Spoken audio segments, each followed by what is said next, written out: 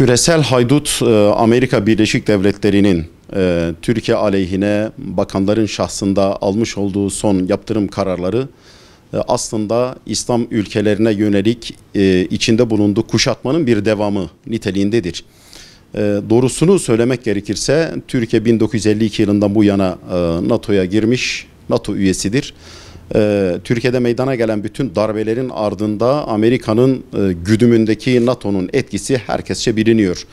15 Temmuz'la birlikte Amerika'nın darbelerdeki rolü açıkça ifşa olmuştur. Bu gerçekleri de, bu tarihi gerçekleri de göz önünde bulundurarak Türkiye'nin son yaptırım kararlarına karşı hiçbir şekilde geri adım atmaması gerekir. Atılacak bir geri adım Türkiye'nin hezimeti ve zilleti anlamına gelecektir. Bu konuda evleviyetle mütekabiliyet esası göz önünde bulundurularak misliyle mukabelede bulunmalı. Türkiye'deki Amerikan üslerinden tercihen İncirlik üssünün kapatıldığı kararı hükümetçe alınmalı.